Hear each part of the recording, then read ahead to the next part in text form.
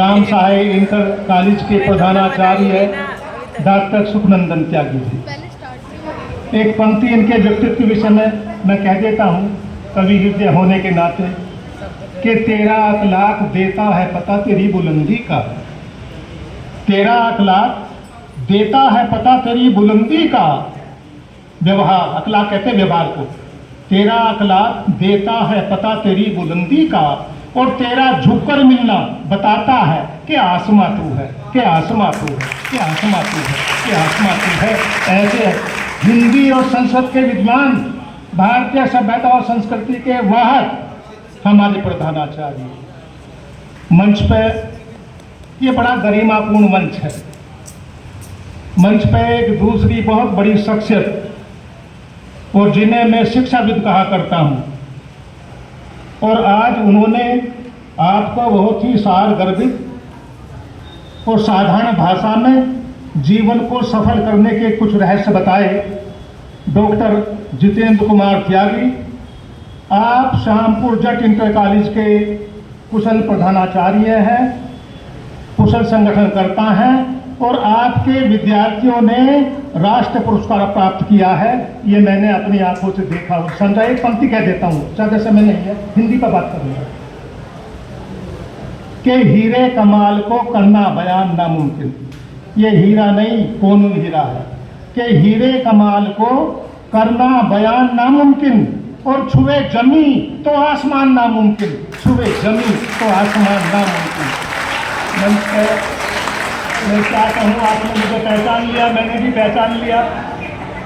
मेरा ये बड़ा हर्ष का विषय है, मेरे लिए बड़ी प्रसन्नता की बात है कि आप विद्यालय में जब NASPG कॉलेज में छात्र थे, मेरे पास बराबर आते रहते थे। मेरा ये भी सौभाग्य है कि इतने भारतीय सभ्यता और संस्कृति के वाहक हिंदी और संस्कृत के डॉक्टर सुखनंदन जी ने भी मेरे कॉलेज से MA संस्कृत में किया, रिसर्च किया, और ऐसी ऐसी विभूति यहाँ बैठी हुई है। मंच पर विराजमान और अध्यापकाएं बैठी हैं, अध्यापक मित्र बैठे हैं। मैं भी अध्यापक हूँ। मैं जीवन में सबसे ज़्यादा सम्मान करता हूँ अध्यापक और अध्यापकों का। और आपने जो एक बड़ा कार्य आप कर रहे हैं, घंटों बात करूं तो पूरी नहीं होगी, लेकिन संक्षेप में सभी के बारे में एक पंक्ति कह देता हूं कि हम बसाएंगे प्यार मोहब्बत उल्फत का गुलिस्ता। हम बसाएंगे प्यार मोहब्बत उल्फत का गुलिस्ता, जिसमें फले फूलेगा सदाचार मानवता का रिश्ता। और भेदभाव आडंबरी खार को जड़ खोद सुखाना है, नया सवेरा लाना है, नया सवेरा लाना है, नया सवेरा लाना है। और नया सवेरा आएगा शिक्षा से, साहित्य से, मातृभाषा से, राष्ट्रभाषा से। और मेरे बहुत ही लाडले, दुलारे, प्रिय, होनहार, बहादुर, वीर विद्यार्थी छात्रों, बड़े लाड़ के साथ, बड़े दुलार के साथ। और मैं हिंदी पे बात करूंगा, मैं केवल हिंदी पे बात करूंगा। और हिंदी पे बात करते हुए सभी से मेरा निवेदन है, जितने यहाँ बैठे हैं, कि कोई प्रश्न आपके मन में, कोई शंका हिंदी विषय पे हो या हिंदी दिवस के बारे में हो तो अवश्य पूछ लो। प्यारे बच्चों,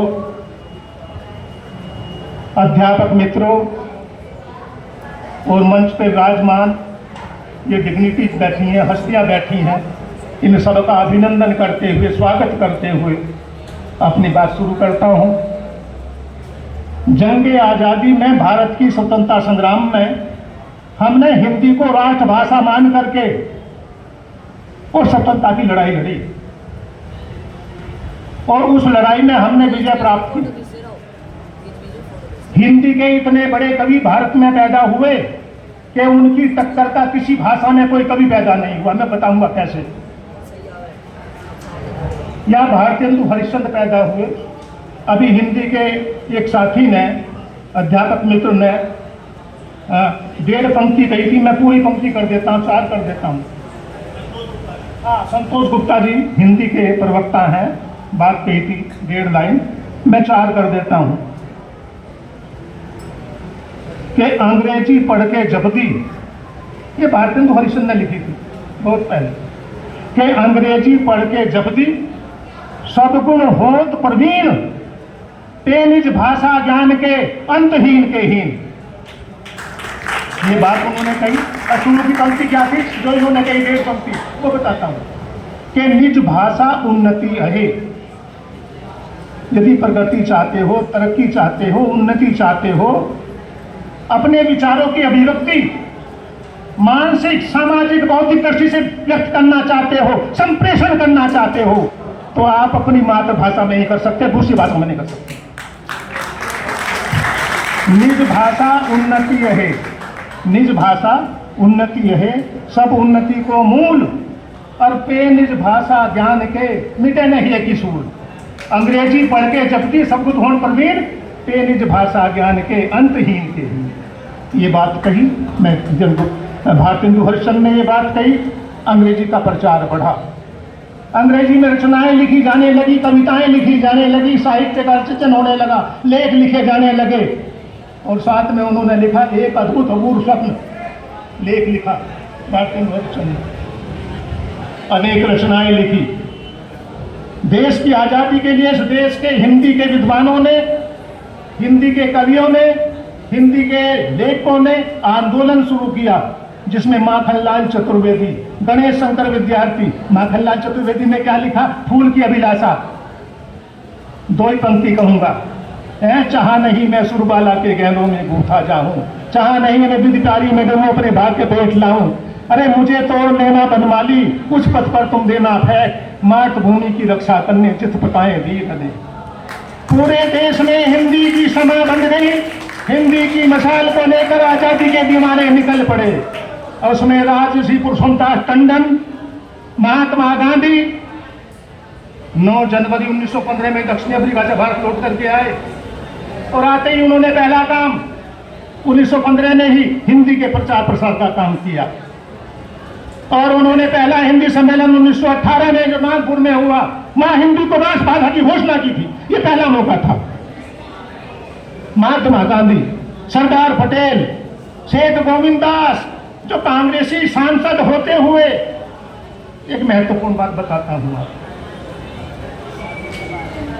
आपने सुनी नहीं होगी, महत्वपूर्ण बात बताता हूं कि हमारे लेखकों ने, विचारकों ने, साहित्यकारों ने, हिंदी के विद्वानों ने हिंदी को राष्ट्रभाषा माना, और उसके प्रयास से अनेक गीत लिखे गए, सैकड़ों गीत लिखे गए, और इन गीतों के माध्यम से हजारों व्यक्तियों ने अपनी कुर्बानी दी।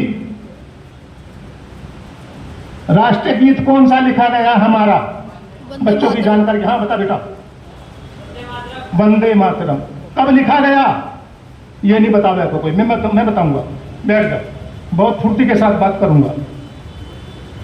1876 में बंकिम चंद्र चटर्जी ने अपनी बैठक कपालपाड़ा में बैठ के लिखा, एक कॉपी या किताब पे कागज चढ़ाते हैं, बांसिया कागज कहते हैं उसको, बांसिया कागज, उस बांसिया कागज पे लिख दिया, और उनका आनंद मठ उपन्यास छप रहा था। ये हिंदी की बात चल रही, समझते चलो एक तक बात को, गहरी बातें हैं, कहीं भी कोई शंका हो, संदेश हो, खड़े होकर पूछ लेना। बांसिया कागज पे लिख दिया, क्या लिखा? वंदे मातरम सुजलाम सुफलाम मलयज शीतलाम सस्य श्यामला मास्ता।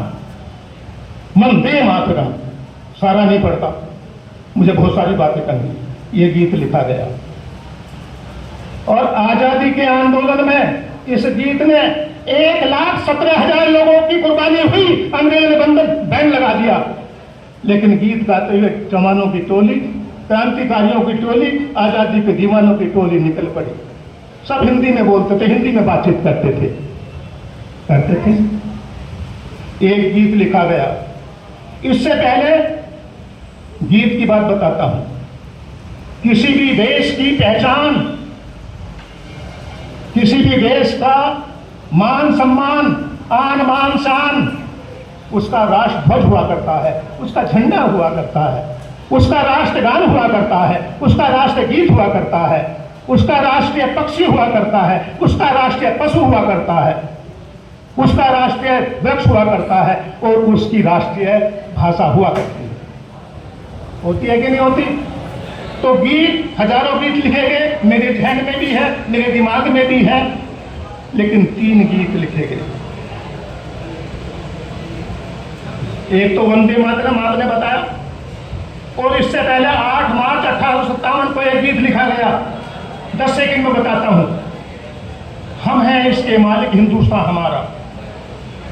प्रिंसिपल साहब, बहुत दुर्लभ चीज है कि हम हैं इसके मालिक, हिंदुस्तान हमारा, पाक वतन है कौम का जन्नत से भी प्यारा, कितना कदीम कितना नईम सारे जग से न्यारा, इसकी शानो शौकत का जग में है जयकारा, ऊपर बर्फीला पर्वत पहरेदार हमारा, ऊपर बर्फीला पर्वत पहरेदार हमारा, नीचे साहिल में बजता सागर का नक्कारा, इसकी खाने उगल रही हीरा सोना पारा, और आया फरंगी दूर से ऐसा मंत्र मारा, लूटा दोनों हाथों से प्यारा वतन हमारा, हम हैं इसके मालिक, हिंदुस्तान हमारा, पाक वतन है कौम का जन्नत से भी प्यारा।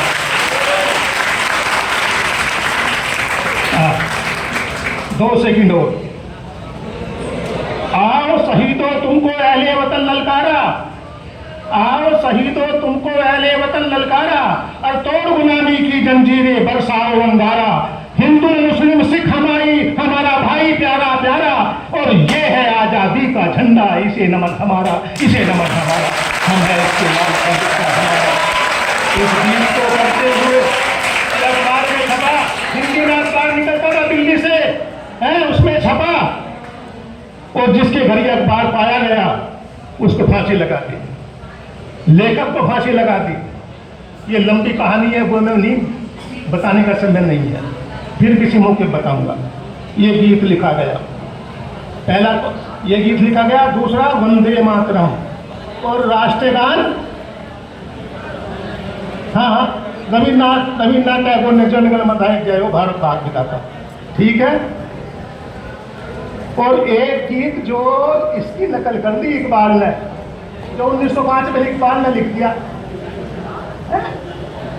कि सारे जहां से अच्छा हिंदुस्तान हमारा, सारे जहां से अच्छा हिंदुस्तान हमारा, हम बुलबुल हैं इसके हिंदुस्तान हमारा, ठीक है।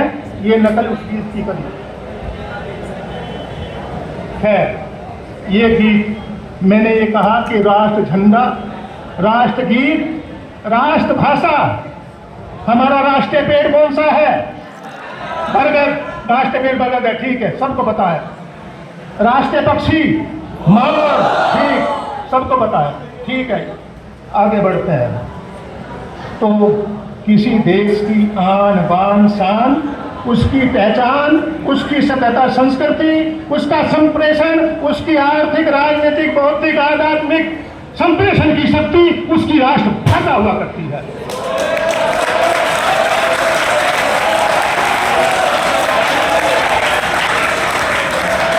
कि अंधकार है वहां, अंधकार है वहां जहां आदित्य नहीं, अंधकार है वहां जहां आदित्य नहीं, अरे मुर्दा है वे देश जहाँ शिक्षा साहित्य नहीं, जहाँ शिक्षा साहित्य नहीं, जिसकी कोई राष्ट्रभाषा नहीं है, जिसकी कोई राष्ट्र होती है। स्वर्ग का संदेश मैं नहीं लाया, स्वर्ग का संदेश मैं नहीं लाया, इस भूतल को स्वर्ग बनाने आया, इस भूतल को स्वर्ग बनाने आया। हिंदी भाषा की बात कर रहे हैं, मैं बाहर नहीं जाऊंगा, उससे संबंधित बातें बताऊंगा। अब देखिए क्या हुआ। 16 दिसंबर 1946 को इस देश में क्या मिशन आया, लॉर्ड एक्टिंग ने घोषणा कर दी कि अपना संविधान बना लो, और संविधान बनाना शुरू कर दिया। 397 सदस्य संविधान निर्मात्री सभा के चुने गए। यह मैं हिंदी की बात बता रहा हूं। चुन करके संविधान तैयार कर दिया, बन के तैयार हो गया। 26 नवंबर 1949 को संविधान सुंदर बना, प्रस्तावना बहुत सुंदर थी, है प्रस्तावना। 5 सेकंड में बताता हूं कि हम भारत के लोग भारत को एक संपूर्ण संपन्न समाजवादी धर्मनिरपेक्ष लोकतंत्रात्मक गणराज्य बनाने के लिए तथा उसके समस्त नागरिकों में आर्थिक राजनीतिक सामाजिक विकास विश्वास और धर्म की स्वतंत्रता प्रतिष्ठा व अवसर की समता प्राप्त करने के लिए तथा उन सब में व्यक्ति की गरिमा और राष्ट्र की एकता को सुनिश्चित करने वाली बंधुता को बढ़ाने के लिए दृढ़ संकल्प होकर अपनी संविधान सभा में आज दिनांक 26 नवंबर 1949 को इस संविधान को अधीनता अर्पित करते हैं। ये प्रस्तावना ये मैंने इसलिए बताई, हिंदी से जुड़ी बात है। भाई गुप्ता जी 4 दिन बहस चली संविधान सभा में, संविधान निर्मात्री सभा में कितने दिन बहस चली? 4 दिन बहस चली।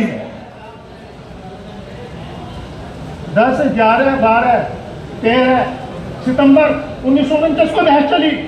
4 दिन बहस चलने के बाद ये निर्णय हुआ, भारतीय संविधान के अनुच्छेद 343(1) में ये निर्णय लिया गया, गुप्ता जी नोट कर लो, ये निर्णय लिया गया कि हिंदी भारत की राष्ट्रभाषा है। ये नोट कर दिया, नोट कर दिया भारतीय संविधान के अनुच्छेद 343(a) में। लेकिन कुछ घंटे बाद इसका विरोध हुआ। 4 दिन से बहस चल रही थी, विरोध हुआ, कहने लगे तो हिंदी आ जाएगी। जो देश के लोग थे, जो दूसरे प्रांतों के लोग थे, जिनको अंग्रेजी प्रिय थी, उन्होंने विरोध शुरू कर दिया और ये तय हुआ, प्यारे बहादुर बच्चों, ये तय उसके बाद ये निर्णय लिया संविधान निर्मात्री सभा ने अनुच्छेद 343(2) में ये निर्णय लिया कि 15 वर्षों तक संविधान लागू, 26 जनवरी 50 को संविधान लागू हुआ। संविधान लागू होने के 15 वर्षों तक कामकाज की भाषा, सरकारी भाषा, व्यवहार की भाषा, नियम निर्माण करने की भाषा अंग्रेजी रहेगी। ठीक है, बात को थोड़ा आगे बढ़ाते हैं। जबकि इस देश के अंदर मुंशी प्रेमचंद की बात हुई, 300 कहानियां लिखी, हिंदी में लिखी। कई भाषाओं पे जाता थे, उर्दू में भी लिखा उन्होंने, सोजे वतन उर्दू में लिखा है। हिंदी में साहित्य निर्मित किया गया। भारतेंदु हरिश्चंद्र, प्रेमचंद, जयशंकर प्रसाद, कामायनी महाकाव्य लिखा, हिंदी में लिखा। सुमित्रा नंदन पंत, महादेवी वर्मा, मैथिली शरण गुप्त, राष्ट्रकवि मैथिली शरण गुप्त, ये सब हिंदी में लिखा और हिंदी में सुधार किया। ये किस पता हमारे कवियों का, विचारकों का। बाबूराम पवारकर ने हिंदी में लिखा, मैं बताना चाहता हूं। बालकृष्ण शर्मा ने हिंदी में लिखा। आचार्य महारी प्रसाद द्विवेदी ने हिंदी की पताका को फहराया। महावीर प्रसाद द्विवेदी ने हिंदी की पताका को फैलाया। रामचंद्र ने हिंदी साहित्य का इतिहास लिखा। श्याम सुंदर ने हिंदी संगीत का इतिहास लिखा। राम कुमार वर्मा ने हिंदी साहित्य का इतिहास लिखा। और ये लिखा नहीं